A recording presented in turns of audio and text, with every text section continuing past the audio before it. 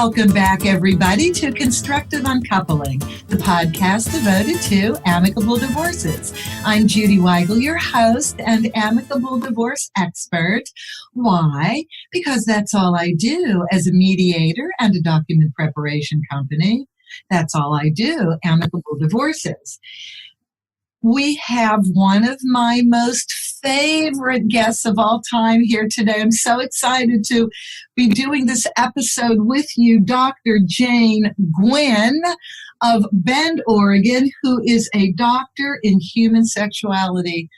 Thank you so much for coming to the program, Jane. It is such a pleasure to be here with you. Absolutely an honor. Well, I was so happy after our pre-interview. I could not wait to present you to the audience because I learned so much. But I'm going to give everybody listening a homework task. I want you to go on Amazon and I want you to buy Jane's book with a fabulous title, of course, Too Busy to Get Busy. We know that's about the bedroom. Subtopic 7 bedroom breakthrough areas. I would love everybody to buy this book, and then Jane has agreed to come back in a few weeks, and we're going to specifically talk about the book. I think the book is going to make a lot more sense to everybody after this talk with Jane, because what I have learned, what you will learn is A, she has the best job in the world, don't you, Jane? I totally do. Who would not want my job? I would definitely want your job. I think you would. Great. And after we did the pre-interview, I was so happy and I learned so much. I said, this is going to be a phenomenal talk with the audience. So, Jane, the very first thing is, this is a podcast about divorce, about amicable divorce. So in presenting this topic of sexuality, if it helps people stay together, great. That's not the intention. The intention for me in presenting this topic is sex is so much a part of the breakdown of a relationship that let's help people learn what may have happened in their marriage so that they can do better for the next relationship. Absolutely. And in so doing, let's just start with, how important is sex in a relationship? What role does it have in a marriage? I love that question, Judy. The thing about sex that I find so compelling is that it's an area where we can both experience satisfaction and see the way we relate to another person. It's almost like this beautiful playground, or it can be a place where we are not playing, but it's really demonstrating to us how we relate. And it's a place where many of the problems that we have in other parts of our marriage are also showing up. So if I'm having a problem communicating with you and you're my partner in my regular life with you, with the kids, with the in-laws, with money, etc., it's very likely I'm having that same problem in the bedroom. And conversely, when I solve a problem with you in the bedroom, in this relationship or in a future relationship, it's showing me that I have these skills and abilities to continue increasing connection rather than becoming mired in power conflicts, which happens so often sexually and in other areas.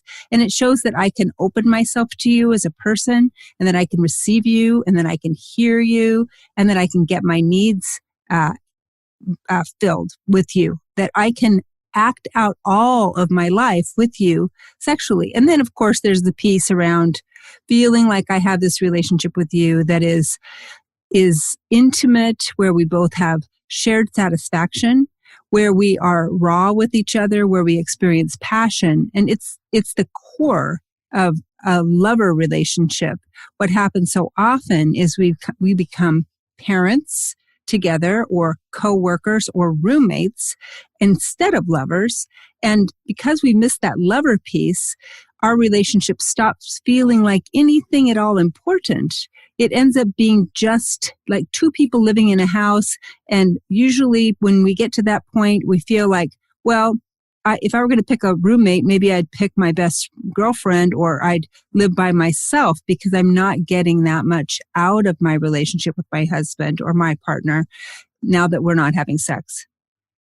Can a relationship survive or survive for a long time well without sex? That's another good question. That depends on the people in the relationship. There are couples who, because of their own erotic makeup, do survive well without sex if it's agreed upon by both people. But oftentimes we find that one person has decided that sex is not necessarily part of their life anymore, and the other person is still desiring sex. And even if the two people aren't talking about or negotiating about sex anymore, it's often true that one person feels deeply hurt because the sexual relationship is ended. So if both people have authentically decided that sex is no longer on the table for them for various reasons, then yes, it can survive because it's agreed upon, just like everything in marriage. It's a compatible arrangement, and that's a possibility. But for many people, it's a disconnect, and it's not true that both people have opted out, either intentionally or unintentionally. Well, in your practice, do you run into many people that come to you and have agreed that it's okay that we don't have sex, we just have these other areas we have to work on? Sometimes that happens, but because I'm a sexologist and my specialty is helping people develop sexually authentic and satisfying relationships, usually people who come to me are negotiating to make the sex better. If they don't care about it, they maybe show up in your office, or maybe they just continue working on financial issues or some of the other communication pieces that they find challenging.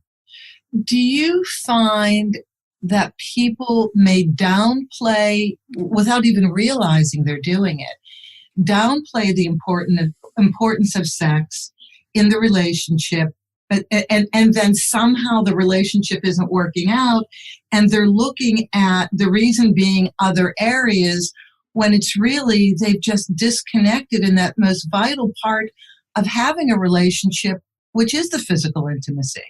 Yeah, I do think that's true. And this happens oftentimes along the way as we're parenting. I have a big family myself. I understand this from my own experience, that becoming what I refer to as a super mom or a super dad and becoming so connected to our children's every need, all of their experiences, and really identifying ourselves in the parenting role can lead us away from being connected as lovers. And sometimes we go through our lives and, as the kids get older, we look across the table, and people discuss this all the time. And then, we know that the youngest kid is like a junior in high school, and the person across the table from us is really a stranger outside of the parenting role. And so I think that what happens is that people underestimate the importance of sex in favor of other things, and we become busy, or in my book, I talk about us being too busy. And oftentimes we aren't equipped to solve the sex problems. And so we select our attention, we take our attention over in the direction of the parenting pieces, which are much easier for us to access. We have all sorts of social support for that. Our friends are all doing it. We know how to do it. We know how to solve those problems. We know how to talk about them. And so we keep doing that over and over. Meanwhile, the sexual issues become less and less important to us in our everyday conversations. We don't discuss them. They're fraught with difficulty. There's a lot of hurt feelings and challenges, and we just choose not to discuss them. We think that'll happen later. It's a problem with privacy. It's a problem that has to do with being busy or too tired. And these things are factors, but we don't realize that if we ignore the sexual concerns, they do not solve themselves on their own. Sex defines us, doesn't it? Our own sexual identity, in large measure, defines how we present ourselves, does it not, to the world? Absolutely. I feel it has so much to do with our vitality, our sense of self-expression. It has a tremendous amount to do with our inner confidence as either a man or a woman, and with our sense of being accepted at our core because it's literally a naked activity. So when we're accepted by a partner in our nakedness, we are truly seen. We are truly pleasured in our nakedness, which is a totally different thing than we experience in any other part of our life. When people get together initially and have that wonderful attraction that is so great at the beginning of every relationship, how do they know? Do they know initially whether they are matched well, or is this something that you must spend time on? You must spend time with each other to know if you're matched properly. Are you thinking about sexual Yes. compatibility? Yes. Well, one of the things that happens with us or to us in this new relationship energy that you referenced, so that turn on, that excitement with a new partner, is we are experiencing a high tide or high flow of erotic energy. Like if you think about, I don't know, I know you're in Southern California. If you've ever been up by Yosemite and seen some of those beautiful rivers like the Merced coming out of that beautiful valley, in the springtime when the runoff is there, these rivers are full, and you can just ride those rivers on a raft or a kayak or a canoe if you're skilled without ever concerning yourself with the rocks. And to me, that is what's happening in our lives with this new relationship energy. We're on this flow of erotic charge and we're just going for it. We're paddling, our partner's paddling. It's smooth sailing. It's so easy. But as we go through the phases of our lives, and now we're in the summer of our river experience, and the water is lower and it gets a little lower as the summer goes on, the rocks appear. And we have to be more skilled in order to get through the river, to not run into a rock or hit an eddy. And most of us don't have the skills for that. So in answer to your question, that new relationship energy does definitely allow us to flow over rocks that we are not aware of. And when we've had more time together, we need to become more skilled. We still may have the same power and surge in our sexuality together, but oftentimes what happens is because we don't understand each other and we don't work well together in our canoe or our boat, we run into the rocks. For example, maybe I'm someone who's had some kind of a traumatic sexual experience as a younger person. When I'm really turned on to you, then I'm not experiencing that. But as I get lower in my erotic charge, then I start to feel held back and I don't have the same access to my sexuality. And you have to be more skilled to help me kind of navigate that, because now my turn on is not helping me just to keep flowing over all the rocks. And that's something that happens to so many people. We don't have the ability to know what the challenges are. And because of that, we get clunky. We say things that hurt each other's feelings. And we don't realize that perhaps this is a very significant issue to you. Maybe we don't know that our partner, is very tender about a certain issue around body image for a man or a woman, or that there's some pieces around privacy that we in the past didn't even notice because we were so hot for each other, that if the kids were in the next room or something else was going on, it wouldn't bother us. But now that we're a little less turned on, these things need to be talked about. We feel like the other person is not sensitive and somehow doesn't get us or just cares about themselves and is selfish. And so we start defining our partner differently because they don't know how to navigate with us.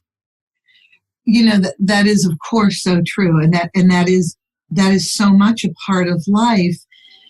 We are not taught, are we, at least in this country, how to talk about our sexual needs and truly express ourselves in a sexual way in different phases of our lives, are we?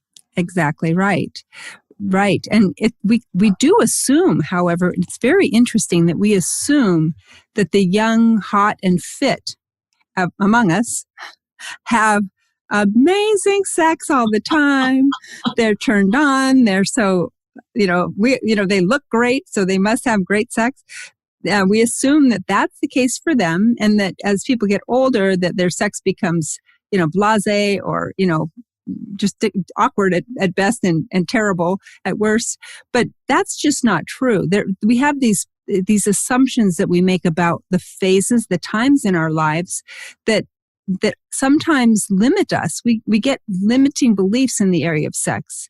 And so when we get to a certain age, like menopause, so many people just assume women become asexual after menopause, and that there are no solutions for postmenopausal women to have great sex, which is just not true. And there's lots of ways that women, even if they don't want to choose hormone replacement therapy, can have amazing erotic sex lives postmenopausally. But because we don't talk about sex, we don't ever discuss these things, around a table usually. A few people do, but so we don't have access to the shared understanding that a group of people might bring us in other areas like finance or, stress management or all the other things we talk about just constantly. We just don't talk about sex very much. We don't talk about sex enough. That brings up so much. I was thinking of, as you were talking, one of the first things I was thinking of was, I have never been attracted to a man because of the way he looked. That typically hot man, the football player, the model. I kind of go for the nerds. And I have found that the nerds are very compassionate. It's what's inside of us that comes out when we're intimate with people. And that's not defined by how we look, is it? I completely agree with you.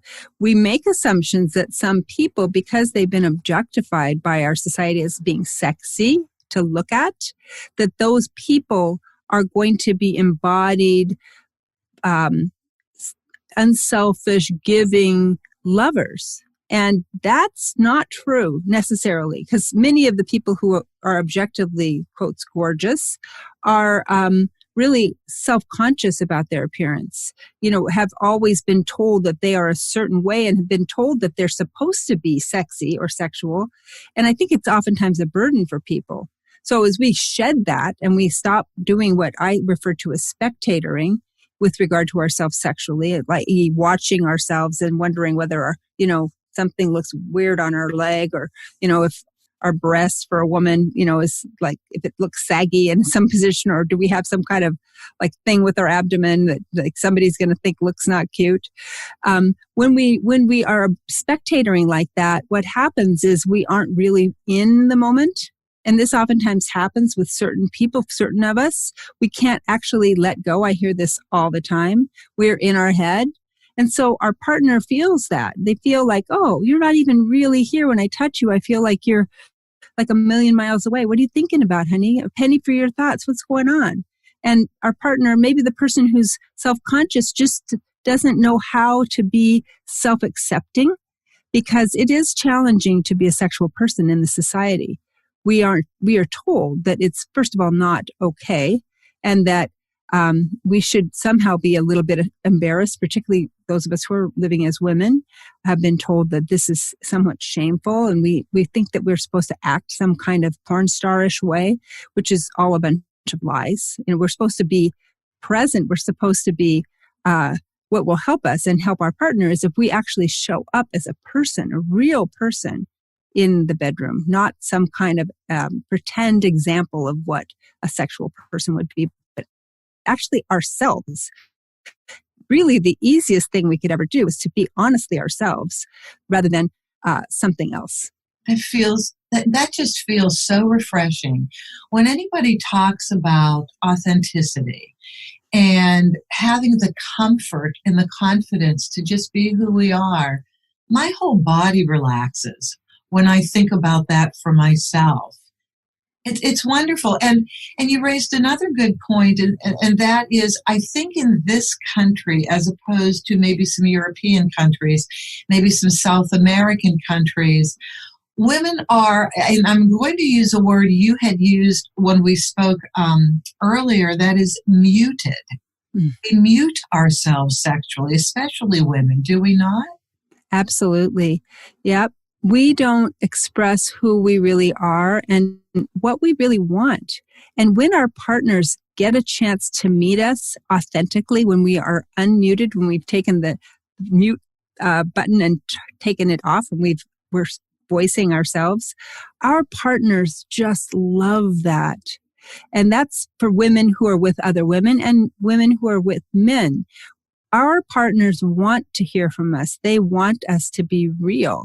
They want us to share our voice, our female copulatory vocalization, which is that sound that women make when they're being sexual, which is not to say that you have to be a noisy woman to be a good sex partner, but it's natural for our bodies that we are expressing sexually. And when we use our voice and our words to tell a partner what we like, what we don't like, it's tremendously well received, because then our partner knows how to help us have the most enjoyable and satisfying experience possible with them.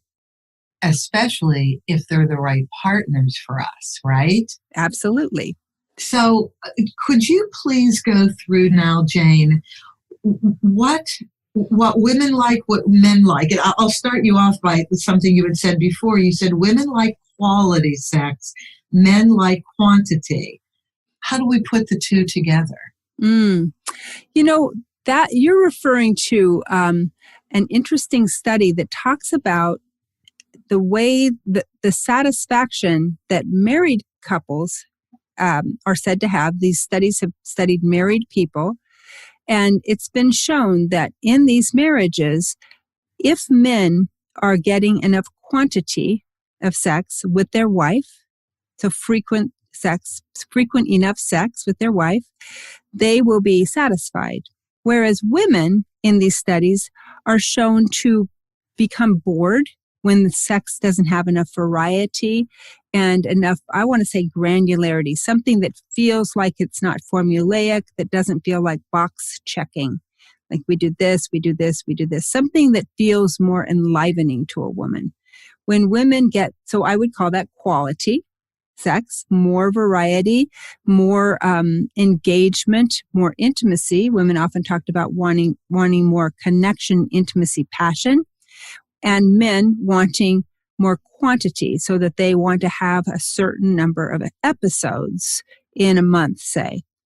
So that difference is really significant, because when a man is expecting a certain quantity of sex from, say, his wife, and the woman is not getting the quality of sex that she prefers, and it feels somewhat boring, she will be less likely to offer the sex.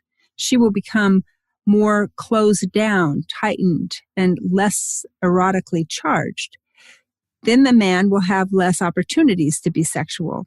And it oftentimes happens that in those cases, the woman likes it even less, because if the man rushes the sex because he's feeling pressured that he hasn't had enough sex, he has a tendency then to approach her in a certain way that isn't open and flowing, isn't slow and allowing, which is what women have a tendency to like, is to allow to have a sex experience that might go all sorts of different ways in a particular episode. It might be fast and furious this time, and it might be languorous and sensual another time, but not always the same. For many women, this is true. And so when he stops offering the variety and just wants to get it done, she's even less likely to want to do it. And so this happens often, where couples then become less and less sexual because the sex gets tighter and shorter in its expression, which makes the woman less and less interested, which makes the frequency drop down. And pretty soon you have a sexless marriage, defined as 6 or fewer sexual episodes, typically intercourse if it's a male-female couple, in one 12-month calendar period. Would you please say that again? Yeah. What's the number again? 6 or fewer sexual episodes over a year. So typically intercourse. Wow. Mm-hmm. It really can reduce to that. Oh, yeah. Well, I actually, why am I even asking that question? In my divorce experience, I run into several couples with 1 or 2 minor children, and they have not had sex since the last child was born. Right. Who's in school. Right. No, I have that. That's one of the groups of people I have a tendency to work with, the people who haven't had sex, or if they've had sex, it's been maybe she's provided him with some kind of sexual outlet, but not sexual intercourse. Maybe she's stimulated him with her hand or mouth, but they haven't had any penetrative sex, which both people would have considered both real sex.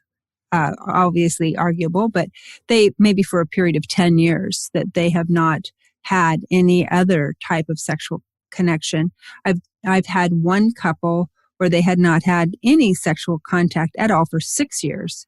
Not any, nothing, no touching, nothing.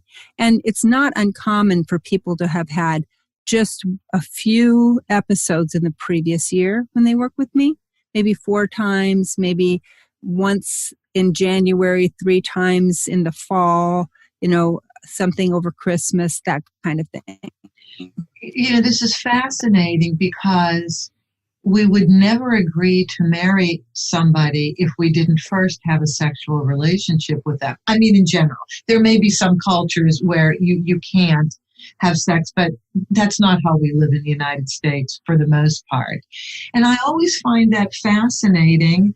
And I can even relate to it in the breakdown of my own marriage some years ago, that all the other issues of compatibility were obvious, and then they just showed themselves in the breakdown of the intimate relationship. And that's when we knew, well, we had something very serious to talk about. Now, on the other side of that, I'm going to call your attention to the 50 Shades of Grey trilogy, the 3 movies that have different versions of 50 Shades of Grey. I found this fascinating. The first one was, of course, groundbreaking in this country that we would have a film like this. But the second film, the second part, was even more fascinating because the female character came into her own power sexually. She was open to this extreme sexual approach by Christian, her partner in the first movie. And then she left because it didn't satisfy her. It was too painful, too crazy, too wild, beyond what she could deal with. And now we have part 2 when she sets the terms up for how the relationship's going to be because he came back to pursue her. And she was so much in control, and she allowed him to be who he was with a more healthy version of himself. And she became so in control of herself and the relationship. I said, I totally want to be this girl. Can I? You may. You absolutely may. Yeah. And you can. You both can and you may. Because being a powerful sexual woman is so attractive to people who, to men or women who have sex with women. It's so attractive when we are confident. And whether we're confident in submission or confident more dominantly, when we have voice about what we want, that there's nothing as hot as that. You can be the least physically appealing woman out there.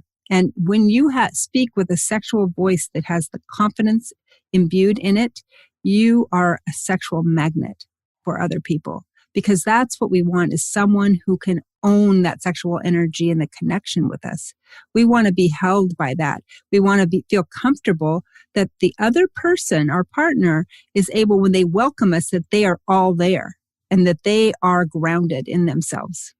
People want that from us.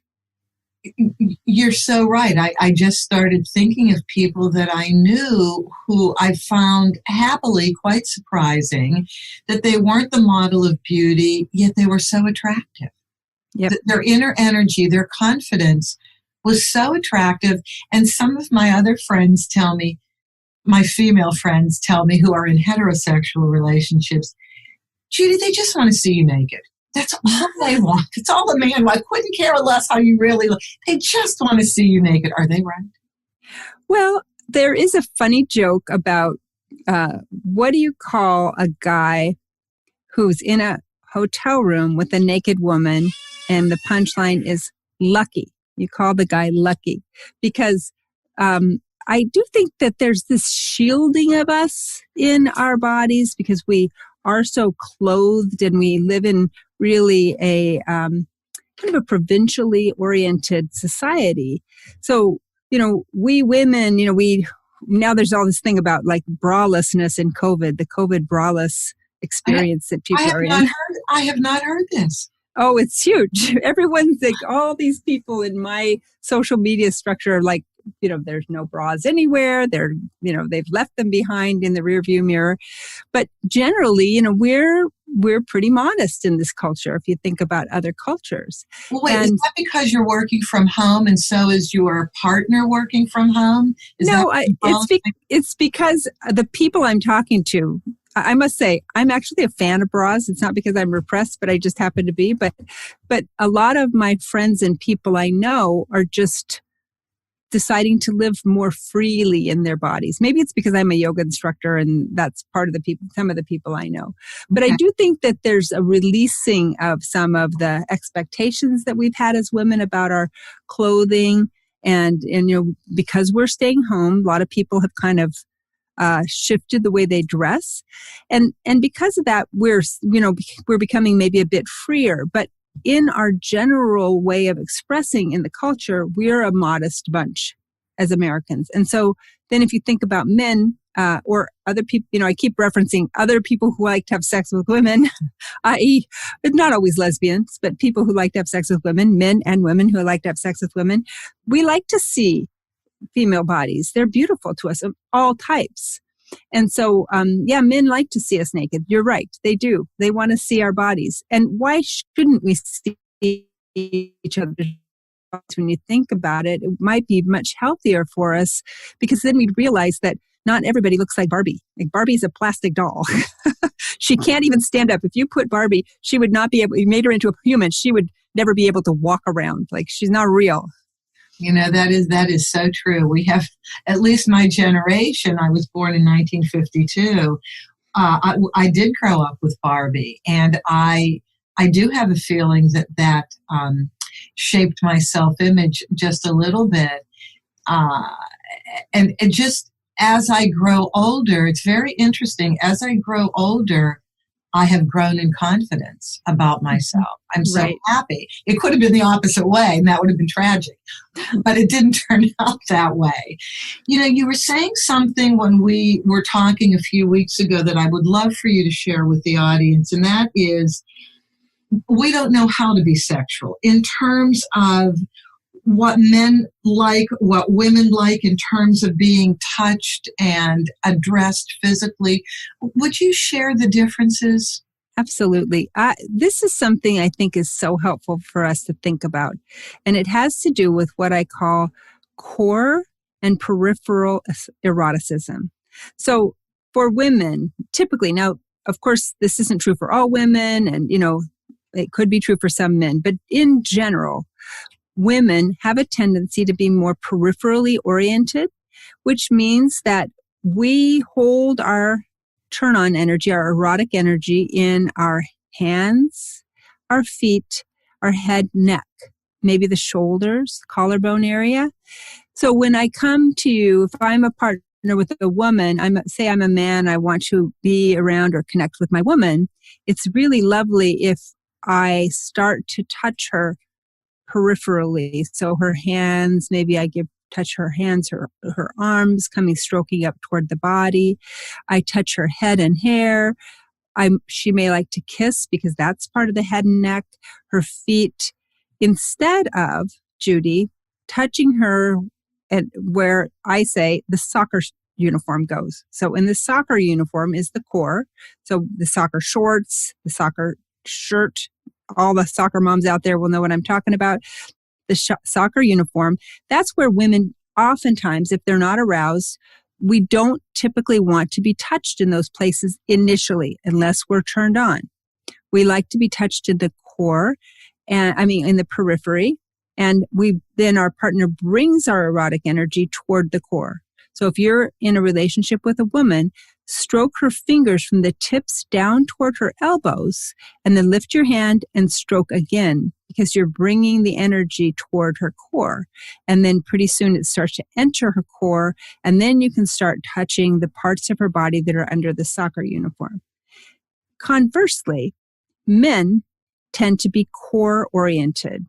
And what we want with a man, when we're in a partnership with a man, like I'm married to a man, so his head, that's still part of the core. So we intersect at the head, which is why kissing tends to be a good activity for men and women. So men, the head, neck, men tend to like having their neck touched, and their torso down to the groin and genitals.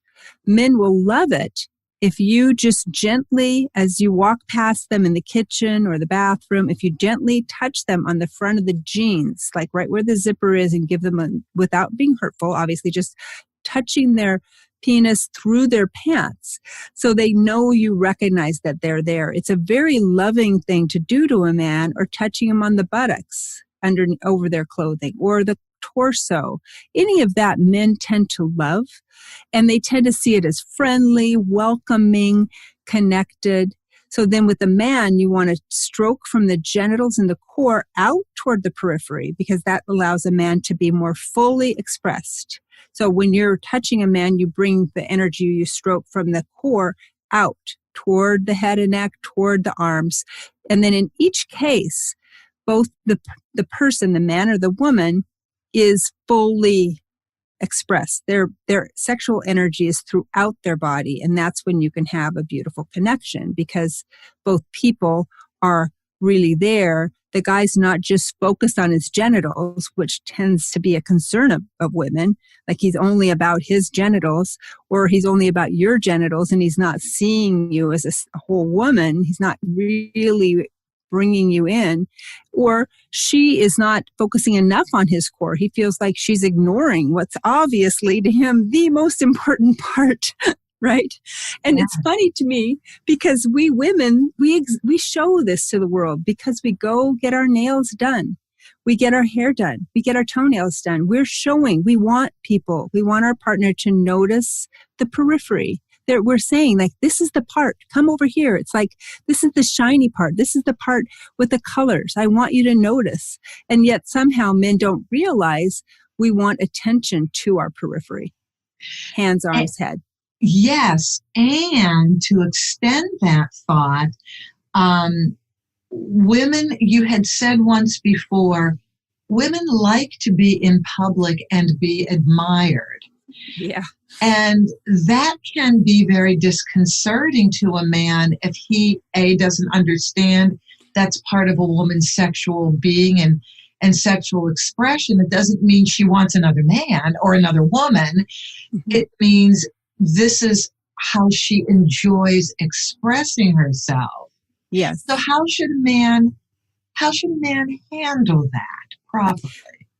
Well, if a man understands that a woman gets her turn on, her eroticism, in reflection, as it's reflected from her environment, from him and from other people, then he'd be welcoming her to be seen and appreciated by others. Because when he takes her home at night, then she is feeling her sexuality, she's feeling sexy, she's feeling aroused, and he is the beneficiary of that. So it's not a threat to him. It's just allowing her to absorb. And if you think about her being peripherally oriented, it's like she has her feelers out. She's bringing it in. In fact, oftentimes when women go to some kind of a beautiful event like a gala, I keep thinking about those things, or some kind of other more sexy evening event, she makes sure her hands and her toenails look fantastic. The mani-pedi, is a part of it. And that she has lovely hair. She takes care of her makeup. She wears something attractive. When he sees her out there in a public space with other people who are admiring her, then what I would recommend for men listening to this for future relationships, or perhaps your current relationship, is that you recognize that she's being resourced by those around her. She's filling up her sexual cup. So when she gets home to you, she now sees herself as attractive and she sees herself as someone who is sexually resourced, and she'll be that for you. So it's no threat. Excellent, because now we come back to divorce, and things that come up in divorce, unfortunately, are the miscommunication of so many aspects of our lives, or the disappointment over what we thought could happen with our lives with each other. And so to stay within the realm of sexuality, there are terms that come up a lot in my line of work, and I'm sure they come up in your line of work as well. And those two terms I'd love to focus on are cheating and trust. Oh, yes, cheating. I'm talking to a medical staff here coming up soon, and I was looking at some of the info about infidelity, and it looks like among those people who do not get divorced, there's about a 17% rate of infidelity. 17 among people who don't divorce, but among people who do divorce, it's something like 57 or something like that. So it's true that infidelity and cheating do play a big part in people's dissatisfaction. In fact, the studies also show that among women who have experienced their partner cheating, so the guy's cheated, she hasn't, those marriages tend to have only about a 10% in one study. The woman will save the marriage, in quotes, only about 10% of the time in those cases. And in the case where a husband is the victim of cheating or the woman's cheated, it's quite a bit different. He's more likely to be forgiving of a woman who cheats. So really the problem more often, at least according to the studies I was just looking at, are in cases where the husband has cheated. And the other thing I thought was interesting about the information I was looking at is that when there's a difference in the income of the two people in the partnership, when one person makes substantially less money, interestingly, that person is more likely to cheat because of the power difference in their marriage. And also interestingly, when it's a husband who makes 70% of the income in the partnership or more, he's more likely to cheat.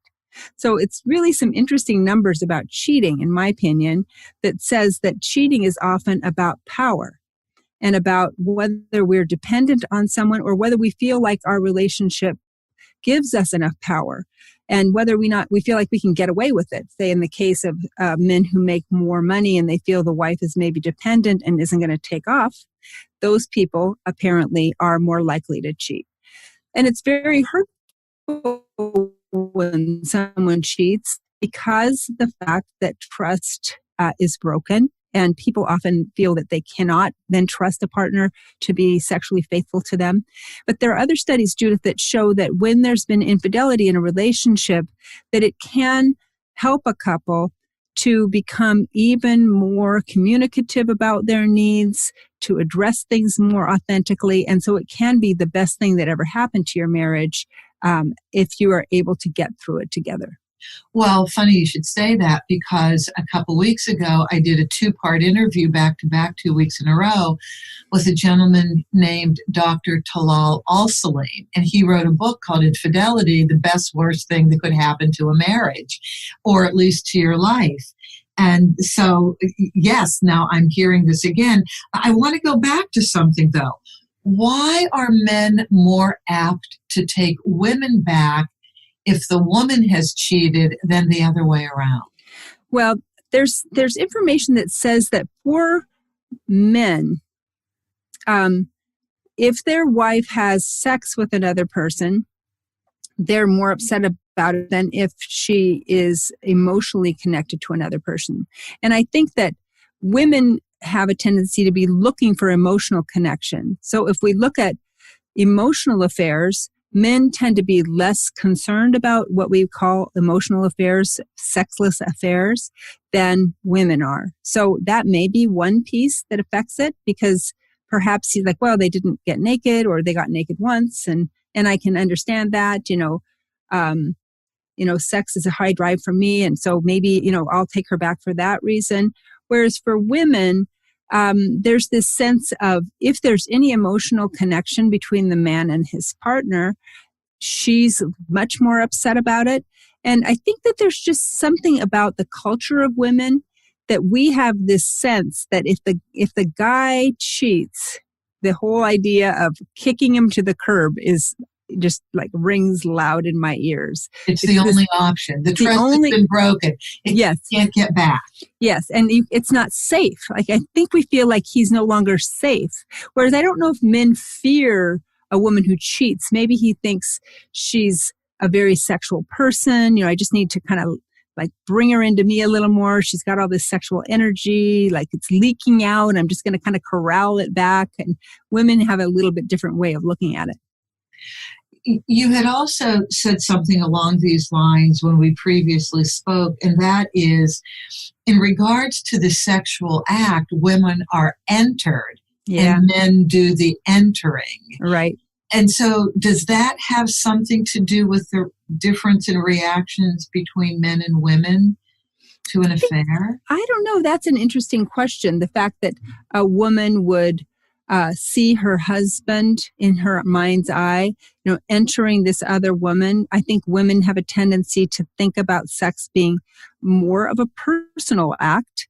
And so we might think about our partner being with another person, a woman, and we might think that they obviously had a lot of emotion connected. It had a lot of meaning, that they were making love, as opposed to a guy, a male, who might think that it was just an act and have it compartmentalized. If he thought about his wife having sex with someone else, there are men for whom the idea of one's wife having sex with someone else is a huge turn on. So there's some of that might be at play here. There's just a whole group of people who have fantasy around that. So there may be some of that. As long as she's now finished with the other guy and she's come back and, he understands what happened and he maybe knows, he has conversations with her about how to satisfy her more. And maybe he assumes that some of the things he was doing weren't as satisfying. There are ways that men might approach it differently because they wouldn't assume that she was in love with the other person. Is it because men can have more emotionless exchanges in sexual activity than women? Do women require emotion to be part of the process more than men? I don't know if they require it, but it definitely is true that our society sees sex for men as being more of a physical act. And I think that men are socialized to be less vulnerable during lots of parts of their life, and certainly during sex. If you think about porn, which is such a factor for a lot of men, the way they see men having sex, they see men having emotionless sex on a regular basis. And the numbers for the number of people who use porn, I don't know. I just looked at them yesterday, just like an astronomical number of people using porn. What are the numbers? Oh my gosh, I knew you were going to ask me that. Hang on 2 seconds. If there's just an astronomical number of people using porn, hang on.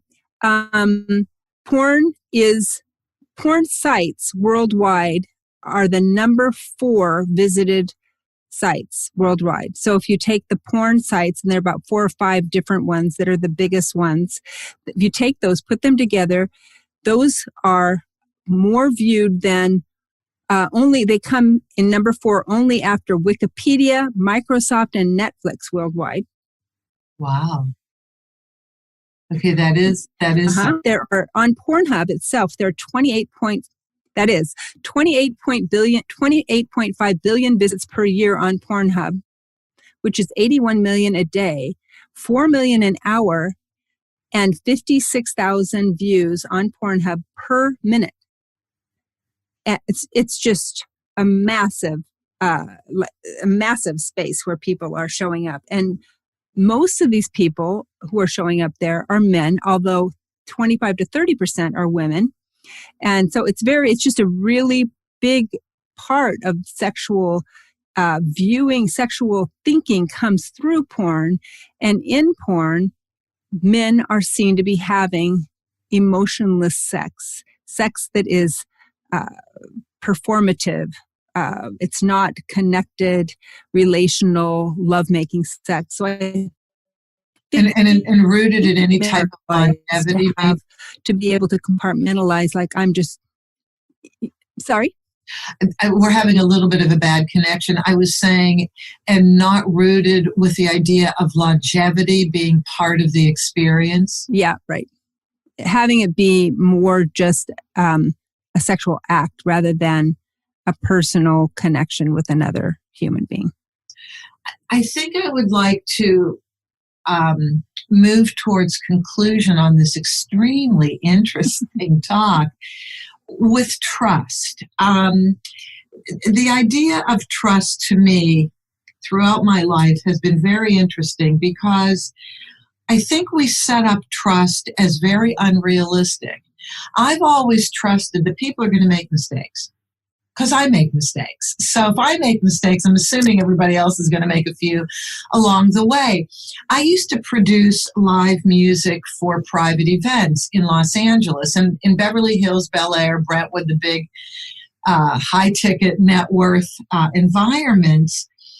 They spend quite a lot of money on music. So I would go to all of these weddings, which I loved more than anything. Not only did I enjoy the ritual of it, but the food was unbelievable, as was the music.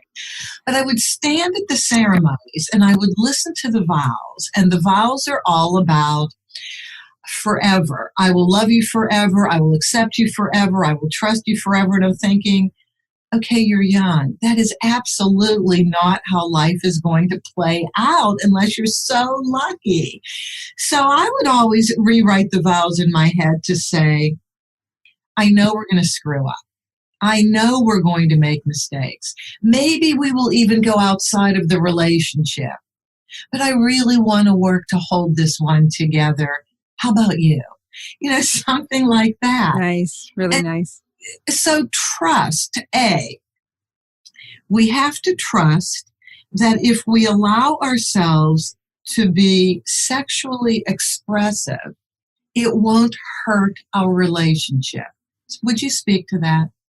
Yes, I think that's such a beautiful way to conclude our conversation because I do think that when we allow ourselves to be sexually expressive and we allow our partner the same beautiful gift to be sexually expressive, it may be messy at times. There may be things that happen that we feel offended by or upset by for some reason.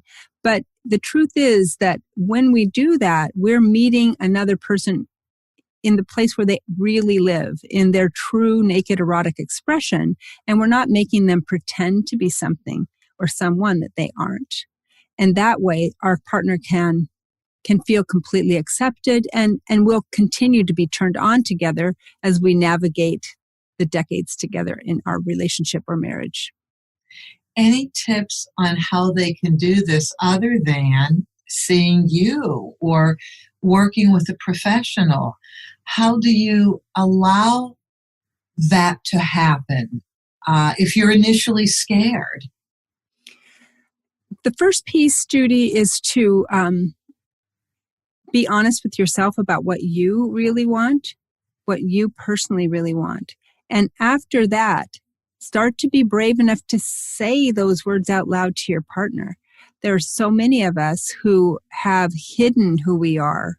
And maybe our partner thinks that we are completely asexual, for example. I had a client couple like that where he came to me and he said, my wife is asexual. And I talked with her and really she had her own sexual practice by herself. She had orgasm alone, but she was shy and she had not been able to tell him how to please her. So he never knew. He thought she just had no sex drive whatsoever.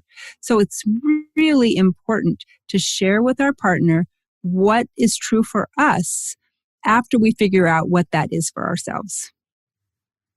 I appreciate that, Jane. This has been great. This has really, really been great. So will you please come back in a few weeks after we all read your book and just talk about your approach, your specific approach to keeping sex alive in the relationship and choosing the right relationship to have this wonderful sexual experience. Absolutely. I would be delighted.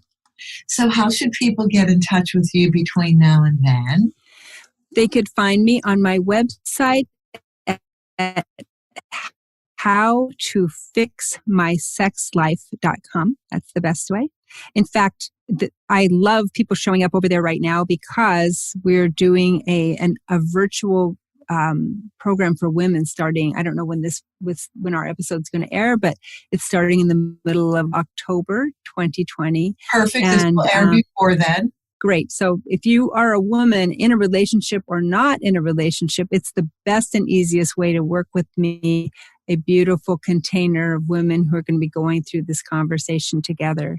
But there are other ways too, including like an overnight retreat where we can meet virtually and you and your partner can have all sorts of fun and sexy and confidential and fun experiences together. And so it's going to be fun. So howtofixmysexlife.com. Excellent. And Jane's last name, which you will see when you see the show notes, her last name is spelled Guyn, pronounced Guyn, but it's spelled Guyn. Correct? Right. Yes. Thank you so much. I'm so happy that I met you. I love all of your ideas about this most important aspect of our lives. And thank you for your time being here, Jane. It was a pleasure. And thank all of you for listening to Constructive Uncoupling, the podcast devoted to amicable divorces. I'm Judy Weigel, your host, amicable divorce expert. You can reach me through email, Judy, Judy, at constructiveuncoupling.com, Judy at constructiveuncoupling.com, or through my website, divorceresourceinc.com, divorceresourceinc.com. Like this episode, share this episode, subscribe to the podcast. We all get to learn and grow together. Thank you so much. Talk to you all next week.